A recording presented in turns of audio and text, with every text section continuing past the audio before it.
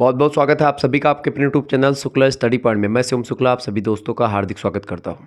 आज के वीडियो के माध्यम से हम लोग चर्चा करेंगे इकोनॉमिक्स से बनने वाले लगभग 100 से अधिक ऑब्जेक्टिव टाइप के प्रश्नों के बारे में, जो कि बीए के प्रथम सेमेस्टर के छात्र छात्रों के लिए बहुत ही उपयोगी होंगे। और परीक्षा में ये क्वेश्चंस लगातार पूछे जाने वाले क्वेश्चन से पिछले 2-3 वर्षों में अगर आप देखेंगे विभिन्न विश्वविद्यालय के क्वेश्चन पेपर को उठा करके, तो वहाँ पर आपको ये क्वेश्चंस आपको दिखेंगे। इससे पहले यह वीडियो ऑलरेडी एक प्रकार से मैं शुरू कर चुका था, लेकिन पूरा इसको नहीं कर पाया था क्योंकि एक प्रकार से मुझे कहीं जाना पड़ा था और मैंने कहा था ये क्लास अब मैं अगले दिन या एक प्रकार से कुछ दिनों में आपके समक्ष लाऊंगा, ठीक है। क्योंकि समय अभाव होते हैं, इस वजह से चूँकि सारे सब्जेक्ट का आपको एक प्रकार से मॉडल पेपर और तमाम प्रकार के क्लासेस और रिवीजन क्लासेस देनी रहती हैं, चूँकि सभी सब्जेक्ट का आपका सिलेबस कवर करना है। अब देखिए सिलेबस आपका, आप सोच रहे होंगे कि गुरुजी आप मॉडल पेपर करवा रहे हैं, सब्जेक्ट वाइज चैप्टर वाइज नहीं करवा रहे। देखिए चैप्टर वाइज एक प्रकार से आपको बहुत ज़्यादा समय लग जाएगा पढ़ने में, और ऐसे में क्या होगा, कई मॉडल पेपर जब आप देख लेंगे आपके दिमाग में सारे क्वेश्चंस दिमाग में चल रहे होंगे, सारे उत्तर आपको आ रहे होंगे, एग्जाम में जाइएगा बहुत ही आसानी चीज़ें हो जाएंगी। इंपॉर्टेंट 100 ऑब्जेक्टिव क्वेश्चंस को आज के वीडियो के माध्यम से मैं चर्चा करूंगा। मैंने ये सब बता दिया था आपको, ये उपभोक्ता की बचत की क्रेता मतलब कि उपभोक्ता की बचत को क्रेता की बचत किसने कहा, ये सब आपको मैंने बता दिया था, ठीक है। तो ये स्लाइड आपकी हो चुकी थी पूर्ण रूप से, ठीक है। इसके बाद में ये पुस्तक आपकी आ चुकी थी भैया, कौन सी, यहाँ पर एक प्रकार से हमने आकर के आपको रोका था कि हम नेक्स्ट वीडियो में चर्चा करेंगे इसके बारे में, ठीक है। चलें अब हम क्वेश्चंस को जानने का प्रयास करते हैं। यहाँ पर हम लोग पहुँच चुके थे। सभी लोग एक बार वीडियो को लाइक कर दीजिएगा। जो भी छात्र छात्राएं हमारे साथ जुड़ चुके हैं नए नए, आप सभी को good evening, good evening all of you. सभी लोग वीडियो को लाइक कर दीजिए जितने भी लोग देख रहे हैं, और बातचीत बिल्कुल भी मत करें कमेंट में भाई, बातचीत ना करें, वीडियो को शेयर करें और लाइक करते रहें ताकि एक प्रकार से आपके लिए और बेहतर किया जा सके। फटाफट से एक बार वीडियो को शेयर करते रहिएगा। सभी दोस्तों से निवेदन है वीडियो को शेयर कर दीजिएगा। प्रश्न आपकी स्क्रीन पर आ चुका है महोदय, प्रश्न आ चुका है। प्रश्न कौन सा आ चुका है भैया, प्रश्न आ चुका है कि जो है रिवीजन डिमांड थ्योरी किस अर्थशास्त्री की पुस्तक है। रिवीजन डिमांड थ्योरी पुस्तक को किसने लिखा है। देखिए एडम स्मिथ जो है ये अर्थशास्त्र के जनक हैं। वेल्थ ऑफ नेशन पुस्तक इनकी है। कौन सी पुस्तक है, एडम स्मिथ की पुस्तक कौन सी है, वेल्थ ऑफ नेशन। बड़ी फेमस पुस्तक है, परीक्षा में हमेशा प्रश्न पूछा जाता रहा है वेल्थ ऑफ नेशन को लेकर के, ठीक है। प्रोफेसर पीकू बड़े ज़बरदस्त अर्थशास्त्री रहे हैं। और J.R. हिक्स की बात की तो इन्होंने एक प्रकार से रिवीजन डिमांड थ्योरी नाम की एक पुस्तक लिखी, जो कि अर्थशास्त्र के दृष्टिकोण से, इकोनॉमिक्स के पॉइंट ऑफ व्यू से बहुत ही उपयोगी पुस्तक है, ठीक है, ध्यान रखेंगे। अगला क्वेश्चन आ चुका है, पूर्ति स्वयं मांग का सृजन करती है, यह कथन किसका है। फटाफट से आप बताने का प्रयास करेंगे। तो पूर्ति जो होती है, यानी जो एक प्रकार से सप्लाई होती है, वो अगर बराबर होती रही, अगर किसी वस्तु की सप्लाई मार्केट में होती रही बराबर, तो उसकी मांग ऑटोमेटिक धीरे धीरे करके बढ़ने लगेगी। जैसे कि अगर मैं बताऊँ यूट्यूब पर एक प्रकार से अगर मैं कोई एक वीडियो या किसी एक टॉपिक पर वीडियो लगातार डालता रहूँगा, ठीक है, तो वो एक आध वीडियो कभी ना कभी तो हमारा ट्रेंड में चला जाएगा, कभी ना कभी तो उठ जाएगा। और आप लोगों से मेरी एक शिकायत ये भी है कि अभी तक एक प्रकार से मेरी कोई भी वीडियो मिलियन व्यूज़ क्रॉस नहीं कर पाई है। तो आप प्लीज़ एक आध वीडियो को तो मिलियन पॉपुलर वाली वीडियोज़ को पहुंचा दीजिए। एक वीडियो है जो 8 लाख के आसपास व्यू है, 8-9 लाख के, आप उसको एक प्रकार से आप तो करवा ही सकते हो, आप शेयर कर दीजिए सभी दोस्तों के पास में। एक आध वीडियो तो रहे कि हाँ मिलियन में पहुँच गया बीए का कोई बंदा, ठीक है। देखिए पूर्ति स्वयं मांग का सृजन करती, सृजन माने एक प्रकार से मांग ऑटोमेटिक एक प्रकार से होने लगती है जब किसी वस्तु की पर्टिकुलर सप्लाई लगातार किसी मार्केट में या किसी जगह पर होती रहती है। यह कथन किसने कहा, J.S. स्मिथ या डेविड रिकार्डो या JBC, बताएं। JBC का बाजार का नियम बड़ा फेमस है, और इन्हीं JBC ने कहा बाजार के नियम की व्याख्या करते हुए, बाजार का नियम किसने दिया, JBC ने दिया।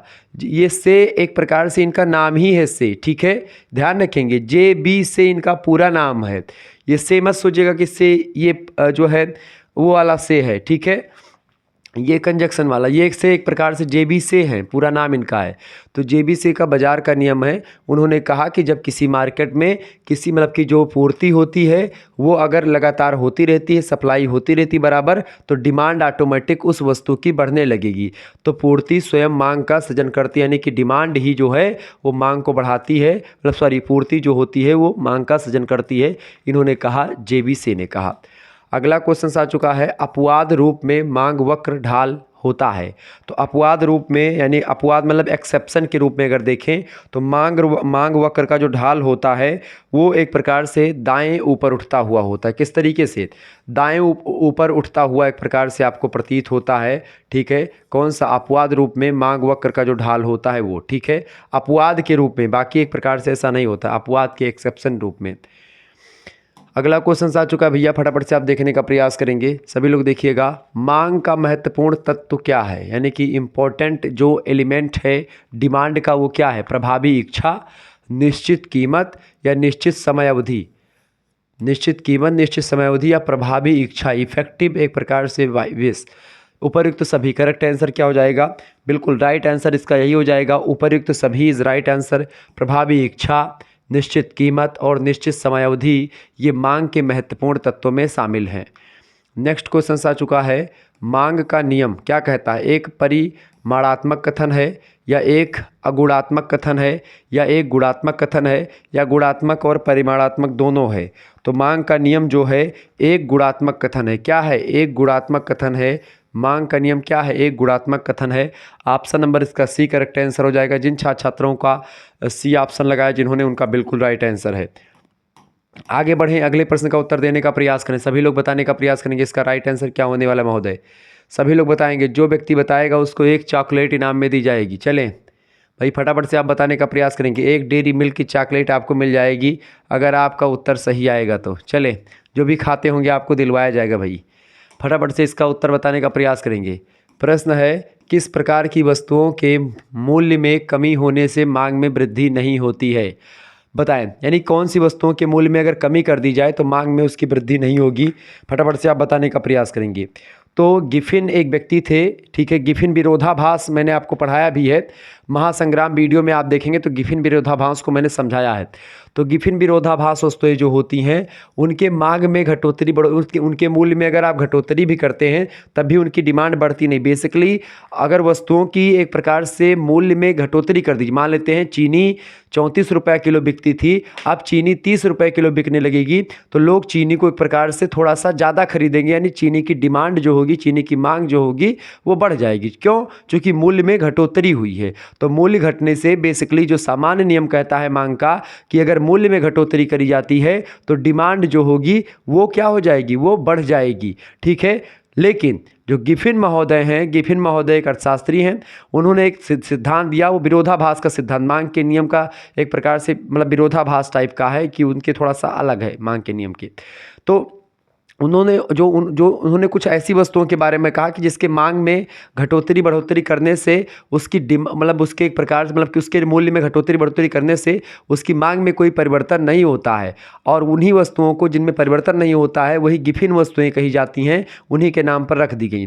तो गिफिन वस्तुएं जो होती महोदय, इनके अगर मूल्य में आप कमी कर देंगे तो मांग में वृद्धि नहीं होगी। ठीक है, ये किसने? गिफिन महोदय का एक प्रकार से विरोधाभास का नियम कहता है।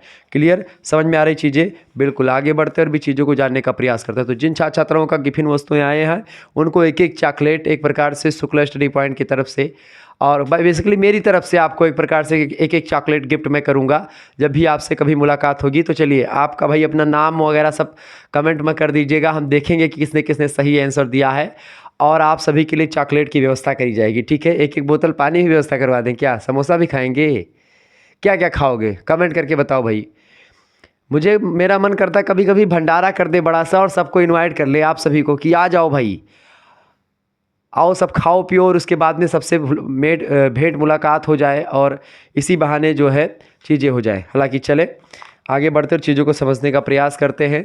तो चॉकलेट उधार कर लीजिएगा अभी, चूँकि मैं पहुंच नहीं पाऊंगा आपके पास, तो उधार है आप लोगों के पास मेरी, मतलब कि मेरे पास उधार है, कभी मिलेंगे तो आपको खिला देंगे।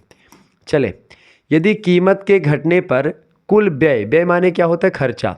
अगर किसी वस्तु की कीमत घट जाती है तो कुल व्यय पर बढ़ता है तथा मांग की लोच होती है। बिल्कुल, मांग की लोच मतलब मांग में एक प्रकार से घटोतरी बढ़ोतरी होना मांग की लोच कहलाती है। ठीक है, अब देखिए, यदि कोई कीमत, किसी वस्तु की कीमत, मान लेते चीनी आपकी 34 रुपये किलो थी, अब चिनिया वह 30 रुपये किलो बिकाए लाख। ठीक है, पहले कितनी में थी? 34 रुपये में थी। अब कितना चीनी का दाम हो गया है? 30 रुपया प्रति केजी। ठीक है, तो कीमत मान लेते हैं घट गई। अब कीमत घटने पर क्या होगा? कुल व्यय, मान लेते हैं कोई व्यक्ति थे, रमेश थे, अब रमेश जी जो है ये एक प्रकार से कितना कमाते थे अभी तक? रमेश जी 10,000 रुपये पर मंथ कमाते थे, 10K कमाते थे। अब एक प्रकार से उनका जो खर्चा था वो 5K था, यानी 5,000 रुपये एक प्रकार से उनका क्या था? खर्चा था। ठीक है, क्या था? खर्चा था। और वो कमाते कितना थे? यानी उनकी आय कितनी थी? आय उनकी 10,000 थी, खर्चा यानी कि व्यय उनका कितना था? व्यय यानी 5,000 खर्चे थे, तो बचत कितने की होती थी उनकी? बचत होती थी भैया 5,000 की, यानी 5,000 की बचत उनकी होती थी। क्लियर? समझ रहे चीज़ों को ना? तो रमेश कोई व्यक्ति हैं, मान लेते हैं, अभी इसको मैं समझा रहा हूँ पूरा, आपको आपके दिमाग में उतार दूंगा, बिल्कुल परेशान नहीं होना है। कोई रमेश नाम का व्यक्ति है, 10,000 रुपये पर महीने कमाता है, वो कोई सिक्योरिटी गार्ड में नौकरी कर रहा है मान लेते हैं। 5,000 रुपये का उसका खर्चा हो जाता है बीवी बच्चों पर, और 5,000 रुपये वो बचत करता है, सेविंग अकाउंट में जमा करता है। ठीक है, समझ रहे हैं चीज़ों को? तो वो बचत करता है। अब एक प्रकार से यहाँ पर कहा जा रहा है कि यदि कीमत के घटने पर कोई, पहले मान लेते पहले वो चीनी 34 रुपये में खरीदता था, अब वही चीनी वो 30 रुपये में खरीदने लगा है, तो कुल व्यय बढ़ता है। कुल व्यय कैसा बढ़ेगा? चूँकि खर्चा क्यों बढ़ेगा? ये मांग की लोच क्या कहती है? खर्चा बढ़ेगा, व्यय बढ़ेगा। क्यों? क्योंकि जो चीनियाँ पहले 34 में थी, तो रमेश मान लेते हैं 1 किलो चीनी खरीदते थे। ठीक है, एक हफ्ते में यानी 7 दिन में 1 किलो चीनी खपत होती थी। लेकिन जब वही चीनियाँ एक प्रकार से 30 रुपये किलो हो जाएगी, ठीक है, मान लेते हैं चीनी 30 रुपये किलो हो गई, तो वही चीनी वो कितना सोचेंगे, चले इसी चीनी खरीद करके आ जाए, मिठाई बनवा करके रख लें, चीनी 10 किलो खरीद लें। तो जहाँ 1 किलो चीनी खरीदते थे, जब 4 रुपये की घटोतरी होगी, यही रमेश चीनी कितनी खरीदेंगे? 10 kg चीनी खरीदने लगेंगे। अब जब यही रमेश जो है 10 किलो चीनियाँ खरीद लेंगे भैया, तो 10 किलो चीनी खरीदिन, 1 किलो चीनी का दाम 30 रुपये हवा, मतलब पहले 34 रुपया था, अब 30 किलो चीनी अगर उन्होंने, मतलब कि 30 रुपये किलो चीनी है, 10 किलो खरीदा, कितना होगा? 300 रुपया। पहले उनका चीनी पर व्यय कितना था? 34 रुपये, अब 300 रुपये हो गए। यानी एक प्रकार से उनका जो खर्चा था वो बढ़ा कि नहीं बढ़ा? बढ़ा कि नहीं बढ़ा? बोलो बढ़ा, बोलो बढ़ा, बिल्कुल बढ़ा। तो इनका खर्चा बढ़ गया। और यही बात है, क्वेश्चन कह रहा कि यदि किसी वस्तु की कीमत घटाई जाती है तो कुल व्यय उसका क्या होता है? बढ़ता है, यानी खर्चा बढ़ता है। कोई एक वस्तु, जैसे मोटरसाइकिल सस्ती होगी तो लोग मोटरसाइकिल खरीद लेंगे, अब उनकी जो सेविंग अकाउंट है उस पर उसका प्रभाव पड़ेगा। जैसे अभी बिग बिलियन डे और ये सब दुनिया भर का टीम टाम चल रहा था, अब इसमें बहुत सारे लोगों ने खूब खरीदा होगा दबा करके। क्यों? क्योंकि छूट मिली। क्यों मिली? कीमत कम हुई। कीमत घटने पर जो आपका खर्चा होता है वो बढ़ जाता है। खर्चा क्या होता है? बढ़ जाता है। खर्चा बढ़ जाता है। किसका? कीमत कम होने पर खर्चा बढ़ जाता है। समझ रहे हैं ना? वस्तु की कीमत कम होगी तो खर्चा बढ़ जाएगा, तब मांग की लोच होती है। मांग की लोच मतलब कि डिमांड बढ़ेगा। ठीक है, डिमांड बढ़ेगा, डिमांड घट जाएगा। जब भी एक प्रकार से किसी वस्तु की कीमत में घटोतरी होती है तो मांग बढ़ेगी, किसी वस्तु की कीमत में बढ़ोतरी होती है तो मांग घटेगी। बिल्कुल राइट आंसर, घटेगी। बिल्कुल बिल्कुल। यानी कोई वस्तु अगर महंग हुई थी भैया, कौन वस्तु बहुत महंग हो गई, टमाटर होगा 200 रुपये किलो, अरे के टमाटर के तड़का दे रहा है तो टमाटर ना खावा जी, नहीं टमाटर नहीं खाया जाएगा, चलो हटाओ, तो टमाटर कम बिकने लगेगा चूँकि वो 200 रुपये किलो हो गया।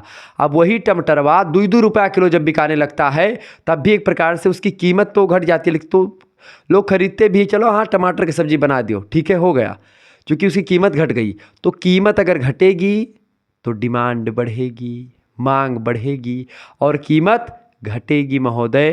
कीमत घटेगी तो डिमांड बढ़ेगी और कीमत में बढ़ोतरी होगी। जब वही टमाटर 200 रुपये किलो होगा तो एक टमाटर सुबह काट के मेहरारू का करे, तड़का दे दे, तावे पे तड़का दे दे, तेल डाल के 2 बूंद, और करे बाद में का हुए, और करे बाद संझा फिर आधा टमाटर फ्रिज में लुकवा के धे दे, लुकवा मतलब कि छुपा करके, फिर वही टमाटर फिर आधा काटेगी, चलो तड़का दे दो, आधे में अपने पतिदेव की दाल फ्राई कर देगी और आधे में तड़का दे देगी सब्जी की। तो ये होता है। ठीक है, समझ में आ गई चीज़ें? तो इसका करेक्ट आंसर क्या हो जाएगा? यदि कीमत घटने पर कुल व्यय बढ़ता है तब मांग की लोच होती है। तब मांग की लोच कैसी होती है? इकाई के बराबर होती है, प्रति इकाई के बराबर होती है मांग की लोच। ठीक है, जब कीमत में वृद्धि या कमी होने पर कुल व्यय स्थिर रहता है, यानी कांस्टेंट रहता है, तब मांग की लोच यानी कि जो इलास्टिसिटी ऑफ डिमांड होती है वो होती है। बताएं, तो जब कीमत में वृद्धि हो जाती है किसी वस्तु के या कमी हो जाती है तो कुल व्यय स्थिर होता है। कुल व्यय स्थिर होता है तब मांग की लोच कैसी होती है? तब उस समय मांग की लोच जो होती है वो इकाई से कम हो जाती है जब एक प्रकार से कुल व्यय स्थिर रहता है। यानी दोनों स्थिति में कभी कभी कीमत घटने पर भी वस्तुओं की डिमांड नहीं बढ़ती, डिमांड वैसे ही रहती जैसे पहले थी। जैसे रोज़मर्रा की चीज़ें, जैसे मान लेते हैं काली मिर्च, अब काली मिर्च का रेट घट जाएगा तो जो व्यापारी लोग होंगे वही खरीदेंगे उसको, ठीक है। बाकी जो आम जनता है वो उसको थोड़ी ना खरीदेगी, ठीक है। तो वस्तुओं पर डिपेंड करता है कि किस वस्तु की मांग घटने पर लोग ज़्यादा उसको खरीदेंगे। कुछ वस्तुएं ऐसी जिसकी मांग घटे बढ़े डोंट मैटर, फ़र्क ही नहीं पड़ता, क्योंकि इसे पेट्रोल के दाम घटने या बढ़ने से कोई मैटर ही नहीं करता। क्यों? क्योंकि पेट्रोल तो भाई डलवाना है, कहीं पर जाना है तो पेट्रोल तो डलवाना ही पड़ेगा, ठीक है। तो यही चीज़, तो क्या होता है इकाई से कम, इसका बी ऑप्शन करेक्ट आंसर का। मांग की लोच कैसी होगी? इकाई से कम होगी। और अगर घट जाता है, मतलब कि अगर मूल्य कीमत घटने पर कुल बे जो है बढ़ जाता है, तब इकाई के बराबर मांग की लोच होती है। अगला क्वेश्चन आपकी स्क्रीन पर आ चुका है, फटाफट से आप देखने का प्रयास करेंगे। मांग की लोच मांग के नियम की व्याख्या करती है, कैसे बताएं? मांग की लोच मांग के नियम की व्याख्या करती है। मांग की लोच मांग के नियम की व्याख्या करती है परिमाणात्मक, ठीक है। कैसी करती है? परिमाणात्मक तरीके से करती है। बी ऑप्शन इसका राइट आंसर होगा।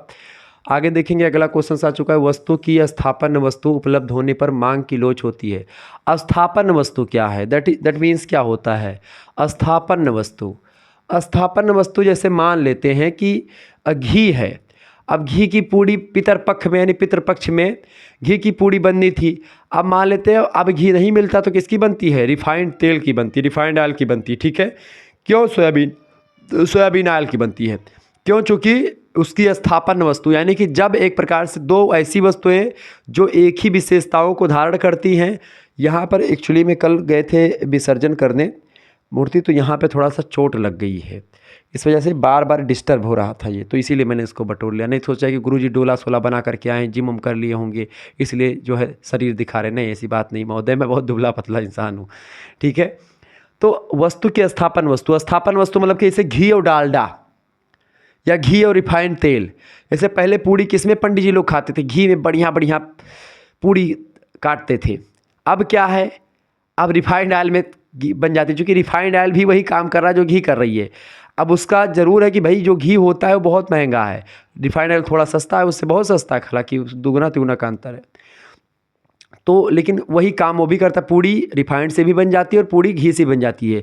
तो घी की स्थापन वस्तु क्या है? रिफाइंड घी की स्थापन वस्तु है। डालडा घी क्या स्थापन वस्तु है, ठीक है। समझ रहे हैं चीज़ों को ना? बिल्कुल, बहुत बढ़िया। चले, तो प्रश्न है कि अगर वस्तु की स्थापन वस्तु उपलब्ध होने पर मांग की लोच कैसी होती है? तो मांग की लोच जो होती है अधिक लोचदार होती है जब ऐसा होता है। कभी कभी तो जो चीज़ें जो होती है वो चीज़ें जो उच्च क्वालिटी की चीज़ें होती है वो बिकती नहीं, और जो लोकल जैसे लोकल चीज़ें आने जाती मार्केट में तमाम प्रकार की, उसी की जैसी चीज़ें बन गई मार्केट में, तो वो सब चलने लगती है। क्लियर? ये ध्यान रखेंगे।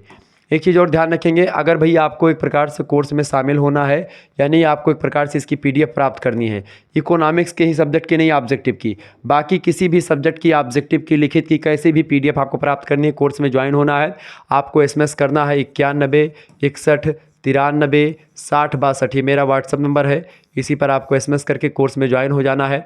और मात्र 100 रुपीज़ में आपको एक प्रकार से कोर्स में ज्वाइन किया जाएगा। आपको इस नंबर पर नाम अपना लिख करके, आपका क्या नाम है, अपनी यूनिवर्सिटी का नाम, ठीक है, और आपके क्या सब्जेक्ट्स हैं, अपने सब्जेक्ट्स के नाम आपको एक प्रकार से यहाँ पर लिख करके सेंड कर देने हैं। उसके बाद में एक प्रकार से आपके पास एक स्कैनर सेंड किया जाएगा। इसी स्कैनर पर मात्र आपको 100 रुपये गूगल पे, फ़ोन पे, जो कुछ भी आप चलाते हैं यूपीआई माध्यम, उससे आप सेंड कर दीजिएगा इस स्कैनर पर मात्र 100 रुपीज़ में, ठीक। आपको अगर मान लेते आप नहीं चलाते तो आप किसी दूसरे से करवा सकते हैं, या आप किसी दुकान पर जा करके किसी लोग बाड़ी या किसी कैफ़े में, साइबर कैफ़े से भी करवा सकते हैं, ठीक है। मात्र 100 रुपीज़ में ही आपको एक प्रकार से सभी सब्जेक्ट के पीडीएफ नोट्स यहाँ पर आपको दिए जाएंगे। कितने भाई? सभी विषय के आपको पीडीएफ नोट्स आपको मिलेंगे। इसके साथ ही साथ सबकी आपकी लाइव क्लासेस भी उपलब्ध करवाई जाएंगी। इसके अलावा वीडियो लेक्चर्स जो अभी तक क्लासेस हो चुकी हैं उनकी आपको मिल जाएंगी, प्लेलिस्ट मिल जाएगी। साथ ही साथ में एक प्रकार से आपको बेनिफिट्स ये होगा कि आप डायरेक्टली हमसे जुड़ पाएंगे, और आपका बेनिफिट्स ये होगा कि आप मात्र 100 रुपये में सारे सब्जेक्ट के पीडीएफ नोट्स प्राप्त कर पाएंगे। और जो विभिन्न विश्वविद्यालय हैं अलग अलग, उनके क्वेश्चन पेपर होंगे तो उनको भी सॉल्व करवाया जाएगा, तो वो भी एक प्रकार से आपका फ़ायदा होगा। यानी क्वेश्चन पेपर की पीडीएफ नोट्स और उनका साल भी आपको यहाँ पर मिलने का एक प्रकार देने की पूरी कोशिश रहेगी, मतलब मिलेगा। और जो प्रीवियस ईयर के क्वेश्चन पेपर जैसे 2023 के, 2024 के क्वेश्चंस कुछ आपको मतलब पेपर जो हैं वो भी आपको एक प्रकार से मिलते रहेंगे। तो इस तरीके से आपके क्वेश्चन पेपर और मॉडल पेपर, महासंग्राम रिवीजन क्लास और ऐसे चैप्टर वाइज क्लास, तमाम प्रकार की चीज़ें आपको यहाँ पर मिली जाएंगी। तो आप एक प्रकार से फटाफट से कोर्स में ज्वाइन हो जाएँ। Economics, political science, history, Sanskrit, English, ऐसे तमाम प्रकार के सब्जेक्ट आपकी, एजुकेशन, ठीक है, साइकोलॉजी, ऐसे तमाम प्रकार के सब्जेक्ट की तैयारी मात्र और मात्र 100 रुपीज़ में एक प्रकार से आपकी बार कर दी गई है। आपको ग्रुप से ऐड कर दिया जाएगा, व्हाट्सएप ग्रुप है, बहुत सारे बच्चे जुड़ चुके हैं। आपका देरी है, आप फटाफट से जुड़ जाए। मात्र 100 रुपीज़ में ही आपको ये सारी चीज़ें मुहैया करवाई जा रही हैं। आप सोचो एक प्रकार से आपके लिए कितना बेस्ट है कि मात्र 100 रुपये में आप सारी चीज़ें एक जगह पर पा रहे हैं और आपकी विधिवत तैयारी आपकी एग्जाम पॉइंट ऑफ व्यू से भी हो रही है। तो आप एक प्रकार से, और जो मैं बताता हूँ वही आपके क्वेश्चंस में आता है। आप एक प्रकार से फर्स्ट सेमेस्टर में मुझे आपको बताना पड़ रहा है, मुझे सेकंड सेमेस्टर में आपसे कहना भी नहीं पड़ेगा गुरुजी मतलब कि मैं कोर्स लॉन्च किया हूँ। आप खुद ही पूछोगे गुरुजी कोर्सवा कब लॉन्च कर रहे हो, ठीक है। आप खुद ही कहोगे गुरुजी हमको जोड़ लीजिए, ठीक है। क्यों कहोगे? चूंकि आपको विश्वास हो जाएगा, क्योंकि इतना ज़बरदस्त आपको यहाँ पर PDF वगैरह मिलेगी और जो क्वेश्चन मतलब जो मैं क्वेश्चन रखता हूँ क्वेश्चन आपको मिलेंगे। जैसे ये ऑब्जेक्टिव क्वेश्चन है, ये ऑब्जेक्टिव क्वेश्चन आपको मिल जाएंगे, लिखित क्वेश्चन मिल जाएंगे, सब कुछ आपको मिलेंगे, ठीक है। फटाफट से आप स्क्रीनशॉट ले लीजिएगा। 9161936062 पर फटाफट से SMS करें, जल्दी से जल्दी ज्वाइन हो जाएं, क्योंकि समय आपके पास बहुत कम बचा हुआ है। जल्दी से जल्दी ज्वाइन होंगे, आपका ही फायदा होगा, ठीक है, जितने जल्दी आप ज्वाइन होंगे। चले, अगला क्वेश्चन आपके स्क्रीन पर आ चुका है, फटाफट से आप देखने का प्रयास करेंगे। बहुत ही महत्वपूर्ण क्वेश्चन आ चुका है भैया। प्रश्न आ चुका, उत्पादन फलन से क्या अभिप्राय है? फटाफट से आप बताने का प्रयास करेंगे। उत्पादन फलन से क्या अभिप्राय है, बताइएगा। उत्पादन फलन से अभिप्राय क्या होता है भैया? उत्पादन फलन का मतलब क्या होता है? साधन और उत्पादन की मात्रा के बीच में संबंध को ही एक प्रकार से उत्पादन फलन कहा जाता है। तो उत्पादन फलन से तात्पर्य क्या है? उत्पादन फलन का मतलब क्या है भैया? साधन और उत्पादन, ठीक है, यानी किस किस साधन से उत्पादन हो रहा है और उत्पादन एक प्रकार से कितनी मात्रा में हो रहा है। उत्पादन की मात्रा और किस साधन से उत्पादन हो रहा है, उसी के बीच में क्या रिलेशन है, क्या संबंध है, यही उत्पादन फलन का मतलब होता है। ऑप्शन नंबर इसका डी करेक्ट आंसर हो जाएगा, फटाफट से लगा दीजिएगा। जिन छात्रों का डी ऑप्शन है उनका बिल्कुल राइट आंसर है। अगला प्रश्न है, कॉब डगलस उत्पादन फलन की मान्यता है कि प्रतिस्थापन की लोच। प्रतिस्थापन वस्तुएं जो होती हैं, मान लेते हैं एक वस्तु दूसरी चीज़ बना रही है, एक कंपनी दूसरी चीज़ बना रही है बगल में, और दोनों एक दूसरे की स्थापन वस्तु हैं, ठीक है। तो उसका एक प्रकार से क्या होता है, प्रतिस्थापन की लोच क्या होती है?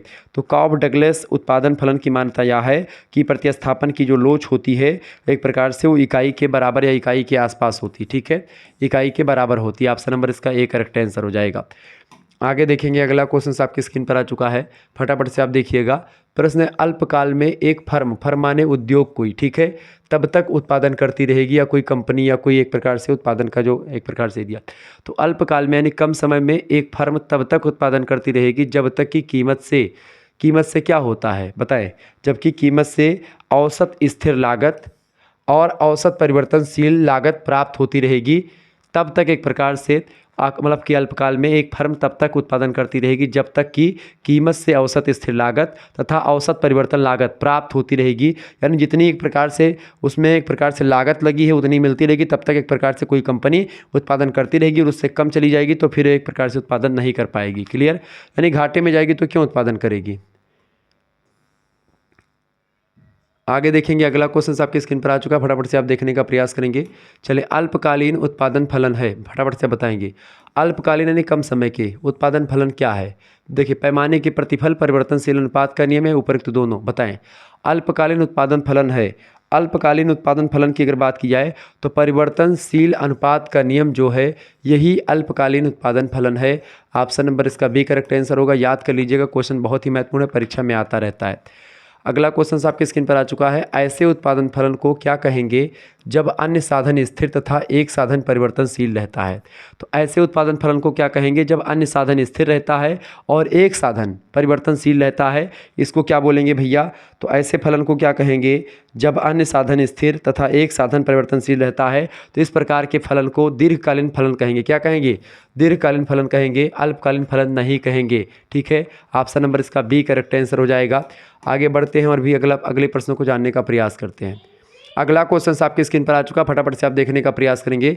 उत्पादन फलन है, उत्पादन फलन क्या है भाई? फटाफट से आप बताएंगे। उत्पादन फलन जो होता है लागत है, कीमत है, या लाभ है, या साधन है? तो उत्पादन फलन क्या होता है? एक साधन होता है। क्या होता है? उत्पादन फलन जो होता है उत्पादन की मात्रा और उत्पादन जो एक प्रकार से का जो फर्म है उसके बीच में क्या होता है? रिलेशन होता है, संबंध होता है, यानी साधन। तो उत्पादन फलन क्या है? एक साधन होता है। ऑप्शन नंबर इसका बी करेक्ट आंसर होगा। नेक्स्ट क्वेश्चन है, जिस मुख्य वस्तु का उत्पादन किया जाता है वह कहलाती है, बताएं। पड़त यानी इनपुट जिसको बोलते हैं, या उत्पाद आउटपुट, या सम उत्पाद, या इनमें से कोई नहीं। तो जिस मुख्य वस्तु का उत्पादन किया जाता है उसको क्या कहते हैं? उसको बोलते हैं उत्पाद, आउटपुट बोलते हैं। ऑप्शन नंबर इसका ए करेक्ट आंसर होगा। जिस मुख्य वस्तु का उत्पादन एक फर्म में किया जाता है उसको उत्पाद यानी आउटपुट कहते हैं।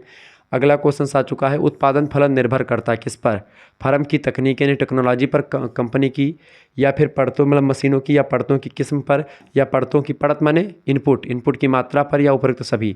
तो इन सभी पर एक प्रकार से उत्पादन फलन जो होता है, उत्पादन फलन किस पर डिपेंड करेगा भाई?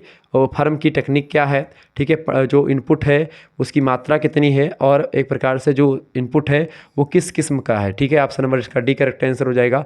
उपरोक्त सभी एक प्रकार से पर डिपेंड करता है। क्लियर। आगे देखेंगे, अगला क्वेश्चन आपकी स्क्रीन पर आ चुका है। बहुत ही ज़बरदस्त क्वेश्चन आ चुका है भैया। प्रश्न, किसी फर्म की भौतिक अदा तथा भौतिक प्रदा के बीच होने वाले संबंधों को उत्पादन फलन कहा जाता है। यह परिभाषा उत्पादन फलन की किसने दी है? किस अर्थशास्त्री ने दी, बताए? तो प्रोफेसर वाटसन की परिभाषा है। प्रोफेसर वाटसन कहते हैं कि किसी फर्म की भौतिक अदा तथा भौतिक प्रदा के बीच होने वाले संबंधों को उत्पादन फलन कहा जाता है। यानी कि कोई कंपनी है या कोई मशीन है कोई, ठीक है, उसकी जो भौतिक अदा है यानी कि जो फिजिकल जो उसकी टेक्निक है, और भौतिक अदा और भौतिक प्रदा के बीच में जो रिलेशन होता है, संबंध होता है, वही एक प्रकार से उत्पादन फलन कहा जाता है। प्रोफेसर वाटसन ने उत्पादन फलन की परिभाषा कुछ इस तरीके से दी। ठीक है, आगे बढ़ते और भी चीज़ों को जानने का प्रयास करते। फटाफट से वीडियो को शेयर करते रहिएगा और लाइक भी कर दीजिएगा। सभी दोस्तों से निवेदन है कि आप सभी लोग सभी दोस्तों के साथ इस वीडियो को शेयर करेंगे, और सभी दोस्तों से यह भी निवेदन है कि आप सभी लोग कोर्स में ज्वाइन होकर के PDF नोट्स का भी एक प्रकार से लाभ उठा पाएंगे। चले, अगला क्वेश्चन आपकी स्क्रीन पर आ चुका है भैया।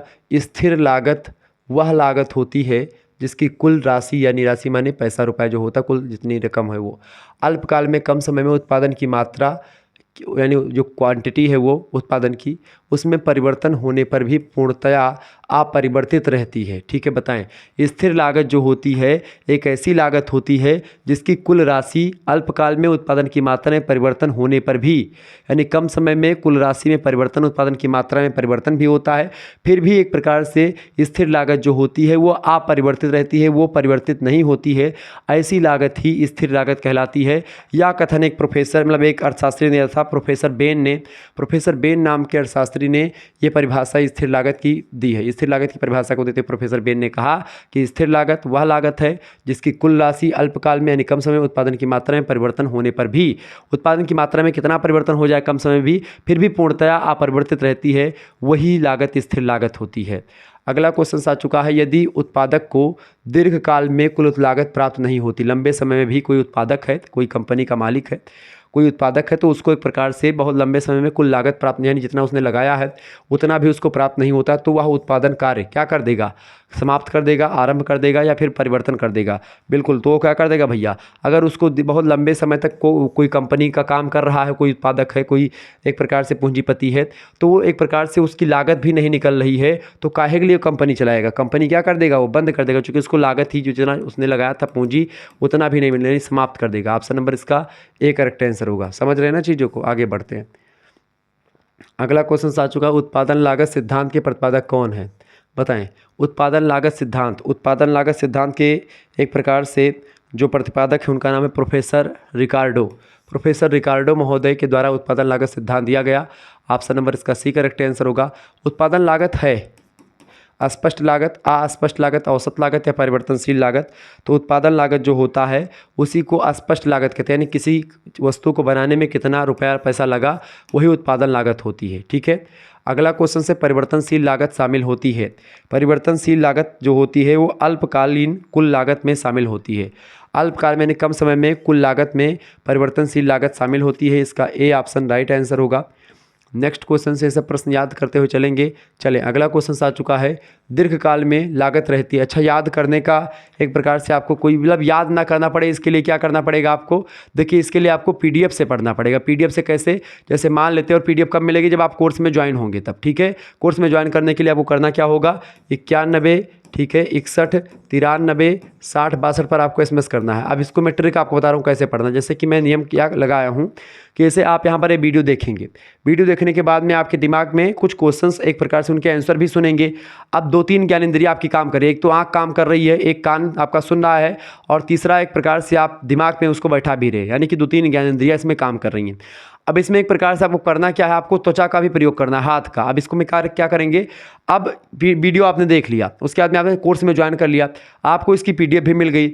अब क्या करेंगे, 2-3 दिन बाद या उसी थोड़े जैसे देखिए वीडियो, उसके 2-3 दिन बाद आप क्या करें, प्रैक्टिस सेट करने बैठ जाएं। इस पीडीएफ को उठाएं और इस पीडीएफ को एक प्रकार से चाहे फोटो कॉपी करवा लें कहीं से, या फोटो कॉपी ना भी करवाएं तब भी, फोटो कॉपी करवा लेंगे ज़्यादा बेटर रहेगा, ठीक है। अगर फोटो कॉपी करवा लेंगे तो इससे क्या होगा, इसकी फोटो कॉपी 2-2 रुपये की पड़ेगी यार, करवा लीजिएगा अगर पढ़ने का इच्छुक है तो फोटो कॉपी हो जाएगी। या नहीं भी करवाते तब भी आप फ़ोन से भी आप देख करके और क्या करेंगे, फिर से आप वीडियो खोल लीजिएगा, वीडियो देखना प्रारंभ कर दीजिए। अच्छा, फोटो कॉपी करवा लेंगे तो इससे क्या होगा, आपके पास एक वो हो जाएगा, इससे क्या होगा कि आप फिर से वीडियो देख करके फिर से क्या करेंगे, फोटो कॉपी करवा करके तो वो पेपर बन जाएगा आपका, जैसे एग्जाम में पेपर आता है तो उस पेपर पर क्या करेंगे, आप फिर से उस पेपर को अपना एक समय, 1 घंटे आधा घंटा समय निकाल लीजिए कि हमको ये पेपर हल करना है आज इतने टाइम पर। आप इसको हल करें, जो आपने देखा है इसको जब आप हल करोगे तो आपके दिमाग में ये क्वेश्चंस और दिमाग में बैठ जाएंगे, और जो क्वेश्चन ना आ रहा हो उसको आप गोला काला कर दो, या फिर आप देख लो कितना आपने स्कोर किया, ठीक है। और फिर जो आपका गलत हो उसको देखने के लिए फिर से आप वीडियो आकर के देख लीजिएगा। क्योंकि मैं इसका आंसर नहीं देने वाला हूं, आंसर मैं पीडीएफ में इसलिए नहीं दूंगा क्योंकि आप मेहनत करोगे, आप एक बार उसको पहले प्रैक्टिस करोगे, ठीक है। एमसीक्यूज टाइप की इन प्रश्नों की प्रैक्टिस करवाऊंगा मैं।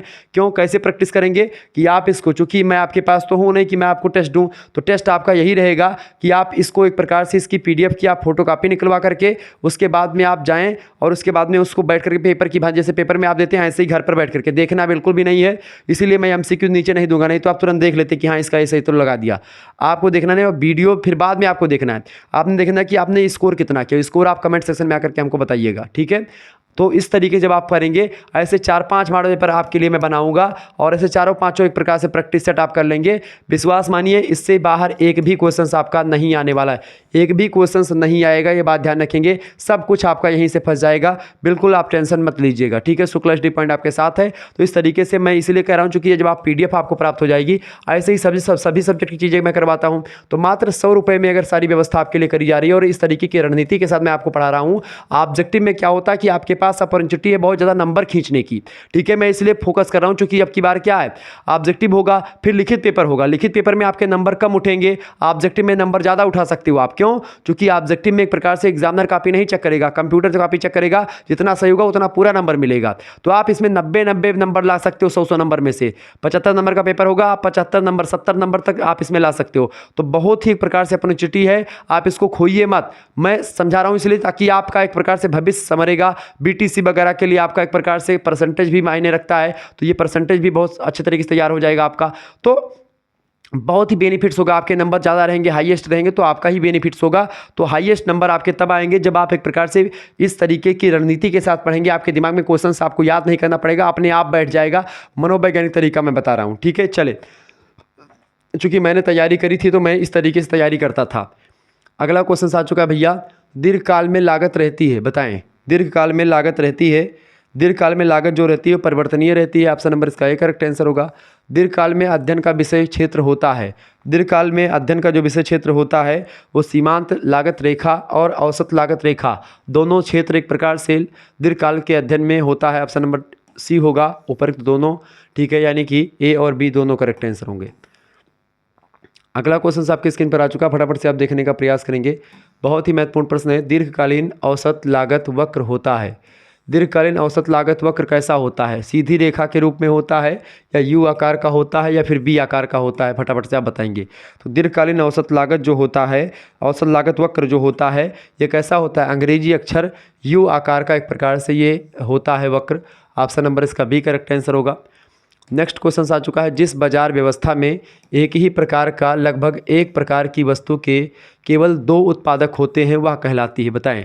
जिस बाजार व्यवस्था में एक ही प्रकार का लगभग एक प्रकार की वस्तु के केवल 2 उत्पादक होते हैं वह कहलाती है, उसको बोलते हैं द्वैधियार, ठीक है। क्या बोलते हैं, द्वाधिकार क्या बोलते हैं? द्वाधिकार बोलते हैं जब किसी बाजार व्यवस्था में एक ही प्रकार के लगभग एक प्रकार की वस्तु के केवल दो उत्पादक होते हैं और बाकी कोई उत्पादक नहीं होता, तो उसको क्या बोलते हैं? एकाधिकार नहीं बोलते हैं, उसको क्या बोलेंगे? जब एक ही व्यक्ति का अधिकार होगा तो एकाधिकार बोलेंगे, कुछ होंगे तो अल्पाधिकार बोलेंगे, लेकिन जब दो व्यक्ति ही केवल होंगे तो उसको क्या बोलेंगे? द्वयाधिकार। ठीक है, ऑप्शन नंबर इसका सी करेक्ट आंसर होगा। मान लेते हैं दो एजेंसी होती कभी कभी मार्केट में, दो लोगों के पास एक प्रोडक्ट की एजेंसी, यानी मार्केट में एजेंसियाँ एक ही व्यक्ति के पास होती बेसिकली। ठीक है, ध्यान रखेंगे इन चीज़ों को। लेकिन जब वही एजेंसी दो लोगों के पास हो जाए तो जान लीजिए द्वयाधिकार हो गया।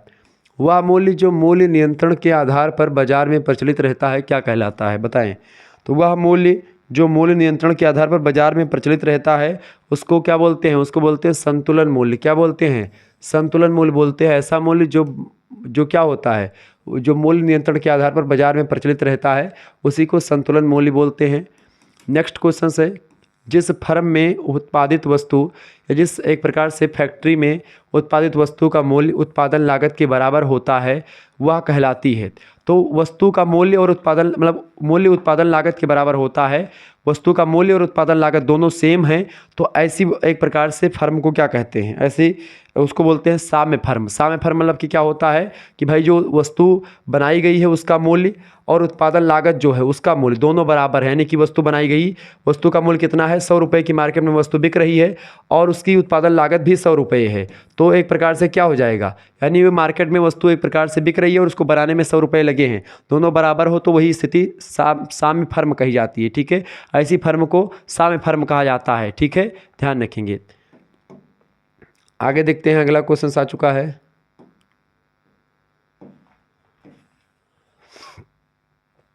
फटाफट से आप देखने का प्रयास करेंगे भैया, वीडियो को शेयर करते रहिएगा। सभी दोस्तों से निवेदन यही है। क्लियर, मैं आपके लिए मेहनत कर रहा हूँ, थोड़ी सी मेहनत आपको करनी है बस। क्लियर, वीडियो को शेयर करते रहना सभी दोस्तों के पास अपने।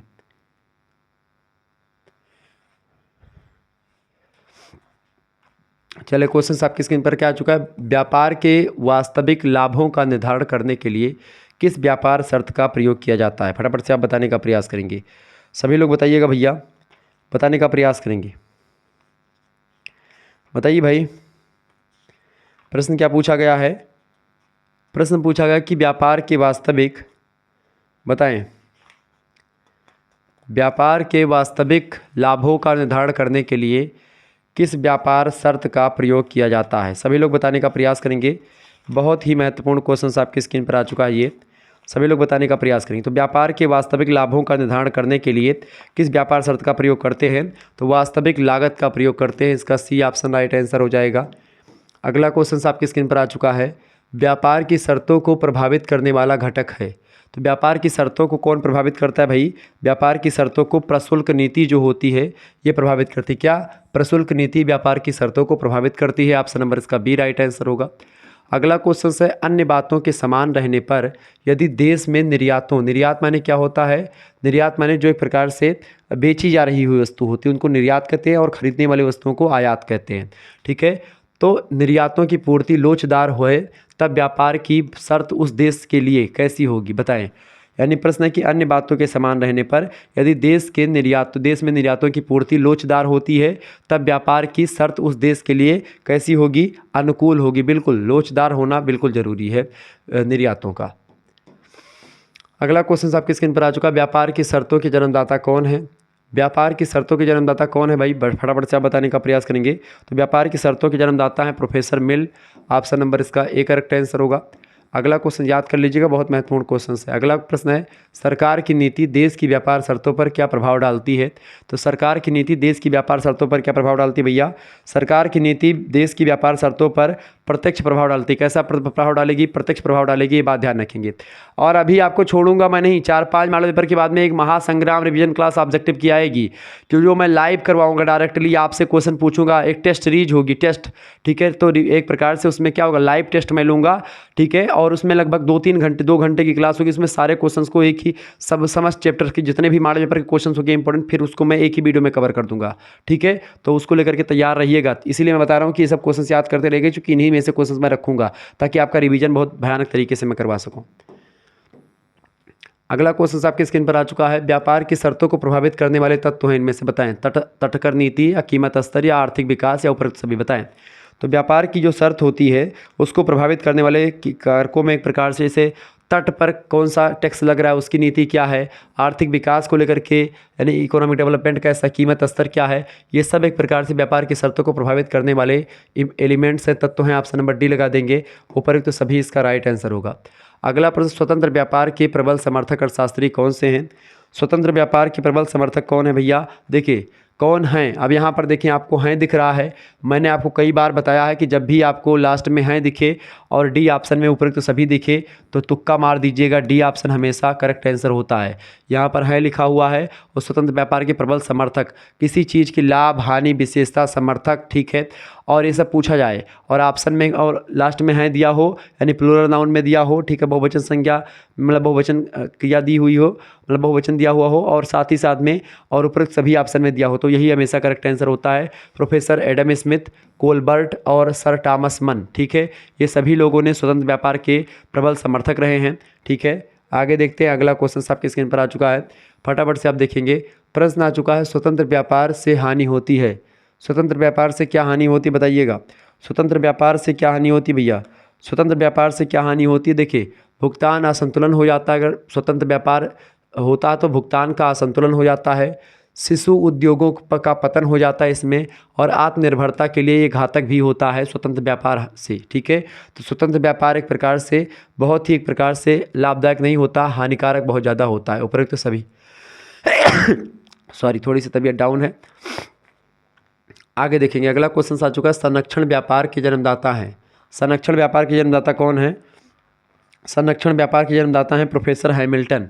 क्या नाम है भैया इनका? प्रोफेसर हैमिल्टन महोदय संरक्षण व्यापार के जन्मदाता हैं। ऑप्शन नंबर इसका सी राइट आंसर हो जाएगा।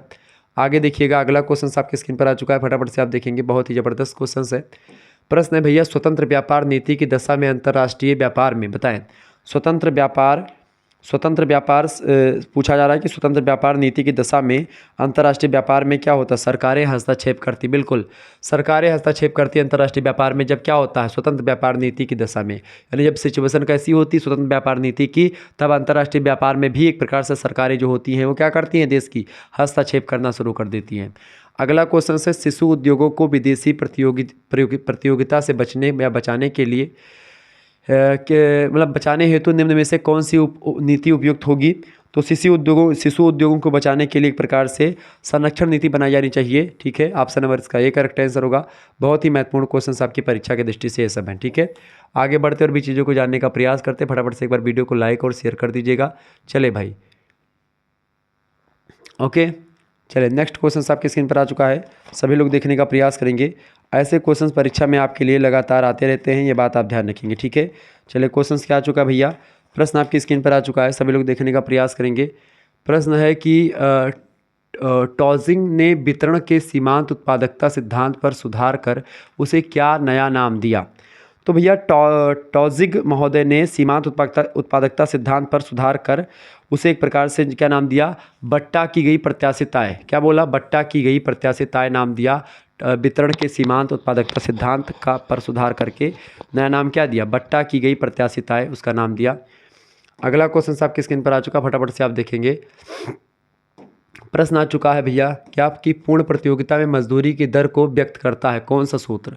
पूर्ण प्रतियोगिता में ऐसा बाजार जहां पर पूर्ण कंपटीशन हो, खूब ज़्यादा एक प्रकार से कंपटीशन हो, ऐसे प्रतियोगिता में मजदूरी की दर को कौन व्यक्त करेगा? कौन सा सूत्र? तो मजदूरी की दर को कौन व्यक्त करेगा? इसमें एक प्रकार सी ऑप्शन जो लगा है कि एमआरपी जो होगा बड़ा होगा एआरपी से। क्लियर, इसका सी ऑप्शन राइट आंसर हो जाएगा। अच्छा, अगर वही प्रतियोगिता अपूर्ण हो, अपूर्ण प्रतियोगिता में मजदूरी की जो दर होगी वो उसके दर के निर्धारण में एक प्रकार से कौन सूत्र इंपॉर्टेंट होगा? तो उसमें क्या होगा?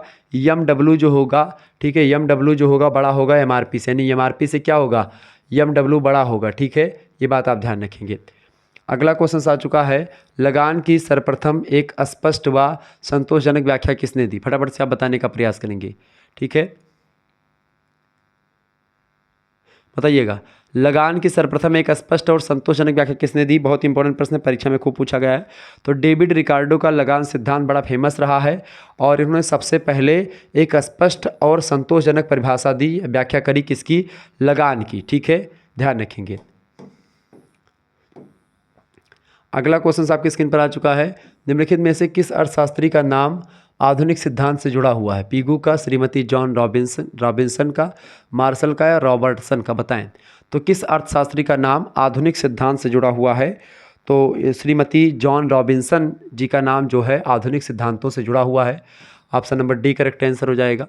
नेक्स्ट क्वेश्चन प्रश्न है, आभास लगान के प्रतिपादक हैं। आभास लगान के प्रतिपादक कौन है? ये भी प्रश्न बहुत ही महत्वपूर्ण है। तो प्रोफेसर मार्शल का नाम आप लोगों ने सुना होगा, बड़े ज़बरदस्त अर्थशास्त्री हैं। इन्होंने एक प्रकार से आभास लगान का सिद्धांत दिया है। किसका? आभास लगान के सिद्धांत के प्रतिपादक कौन है? Professor martial. अगला क्वेश्चन, आभास लगान का सूत्र क्या होता है? ये भी प्रश्न खूब पूछा गया है। आभास लगान का सूत्र क्या होता है? बताएं। आभास लगान का सूत्र इनमें से क्या होता है? तो आभास लगान का सूत्र होता है भैया TR समानांतर T, मतलब कि TR माइनस TBC। ठीक है, इसका सी ऑप्शन राइट आंसर होगा। अर्थशास्त्र में सीमांत भूमि से तात्पर्य उस भूमि से है जिस भूमि पर क्या होता है? तो सीमांत भूमि उसे कहते हैं जिस पर कोई लगान उत्पन्न नहीं होता है। ठीक है, सीमांत भूमि क्या होती है? जिस पर कोई लगान नहीं उत्पन्न होता। लगान क्या होता था पहले? जैसे कि इसके पास खेत ज़्यादा होता था, उसको एक प्रकार से टैक्स देना पड़ता था, लगान देना पड़ता था। ठीक है, जैसे मेरे दादाजी भी लगान दिया करते थे, मतलब दादा के जो, मतलब कि दादा भी, मैं छोटा बहुत था तब तक लगान वगैरह लेने के लिए लोग आते थे, सरकार की तरफ से लोग आते थे। क्योंकि आपके पास कुछ खेत होता था तो खेत के आधार पर आपको लगान देनी पड़ती थी सरकार को, टैक्स, भूमि कर। अब तो खैर लगान समाप्त हो गई है, पहले देना पड़ता था। ठीक है, तो कोई लगान उत्पन्न नहीं होती है किस पर? सीमांत भूमि से, सीमांत भूमि पर। ठीक है, आगे देखेंगे। अगला क्वेश्चन आपकी स्क्रीन पर आ चुका है, फटाफट से देखेंगे। रिकार्डो के विचार में कौन सा कथन सत्य है? इनमें से बताएं। डेविड रिकार्डो के विचार में इनमें से कौन सा कथन सत्य है? फटाफट से आप लोग बताने का प्रयास करेंगे। इसका राइट आंसर क्या होने वाला है? सभी लोग बताने का प्रयास करेंगे, ऐसे क्वेश्चन परीक्षा में आएंगे। रिकार्डो के विचार में कौन सा कथन सत्य है? देखिए, इनमें से इनका जो कथन है, कीमत कारण है और लगान उसका परिणाम है। बिल्कुल राइट आंसर। कीमत कारण होता है, यानी कीमत रीजन है, और लगान जो होता है उसी कीमत का प्रभाव होता है, उसी कारण, कीमत कारण से। ठीक है, ए ऑप्शन इसका राइट आंसर होगा। आगे एक प्रकार से आगे देखेंगे। अगला क्वेश्चन आपके स्क्रीन पर आ चुका है, फटाफट से आप देखने का प्रयास करेंगे। चले भाई,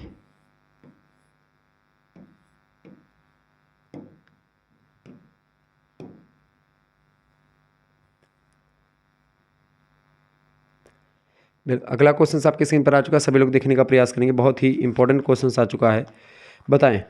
प्रशुल्क करों की वह मात्रा है, प्रशुल्क करों की वह मात्रा है जो एक देश द्वारा विदेशी वास्तविक वस्तुओं पर वसूल की जाती है। उक्त कथन किसका है? बताएं। प्रशुल्क करों की वह मात्रा होती जो एक देश के द्वारा विदेशी जो आयातित वस्तुएं होती हैं, यानी विदेश से जो आने वाली वस्तुएं होती हैं उन पर वसूल की जाती हैं। ये कथन एक प्रकार से किसका है? प्रशुल्क को लेकर के किसने कहा था? प्रोफेसर एल्सबर्थ ने कहा था। ये क्वेश्चन लगातार परीक्षा में आया हुआ है, ध्यान रखेंगे। अगला क्वेश्चन है, सीमा शुल्क लागू किया गया कब? सीमा शुल्क कब लागू किया गया भैया? सीमा शुल्क जो है इनमें से जो है किसी में नहीं लागू किया गया है, यानी ऑप्शन इसमें नहीं है। अगला क्वेश्चन आ चुका है, सीमा शुल्क का प्रभाव होता है, सीमा शुल्क का प्रभाव होता है भैया। सीमा शुल्क का प्रभाव जो होता है मतलब कि संरक्षात्मक होता है, और इसके अलावा आगम और भुगतान संतुलन तीनों होता है। इसका राइट आंसर क्या हो जाएगा?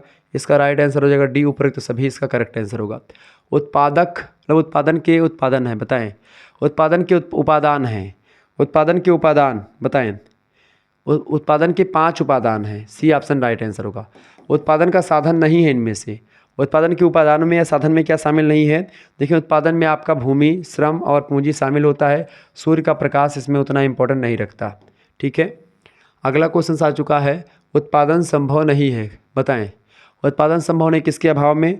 उत्पादन संभव नहीं भूमि के अभाव में और श्रम के अभाव में। अगर भूमि और श्रम नहीं है तो एक प्रकार से आप उत्पादन नहीं कर पाएंगे, तो सी ऑप्शन इसका राइट आंसर होगा। अगला प्रश्न है, श्रम उपादान के स्वामी को क्या कहते हैं? तो श्रम उपादान के स्वामी को क्या बोलते हैं भैया? उनको श्रमिक बोलते हैं। श्रम के मालिक कौन होते हैं? स्वयं श्रमिक होते हैं। ठीक है, ध्यान रखेंगे। अगला क्वेश्चन आपकी स्क्रीन पर आ चुका है, उपादान। प्रश्न बताएं, उपादान की अनिश्चितता को कौन वहन करता है? बताएं, उद्यमी या फिर भूस्वामी या श्रमिक? तो उपादान की अनिश्चितता को कौन वहन करता है? जो उद्यमी होते हैं, जो साहसी होते हैं, जो एक प्रकार से फैक्ट्री के मालिक होते हैं, वो। अगला क्वेश्चन है, मजदूरी के लौह नियम का प्रतिपादन किसने किया? That is most important question, आपकी परीक्षा में 100% आएगा। मजदूरी के लौह नियम का प्रतिपादन किसने किया? मजदूरी के लौह नियम का प्रतिपादन किया था किसने? JS मिल ने, John Stuart Mill. Option number इसका सी करेक्ट आंसर होगा। अगला क्वेश्चन आ चुका है, मजदूरी के सीमांत उत्पादकता सिद्धांत से कौन अर्थशास्त्री संबंधित है, बताएं। मजदूरी के सीमांत उत्पादकता सिद्धांत से कौन सा अर्थशास्त्री रिलेटेड है?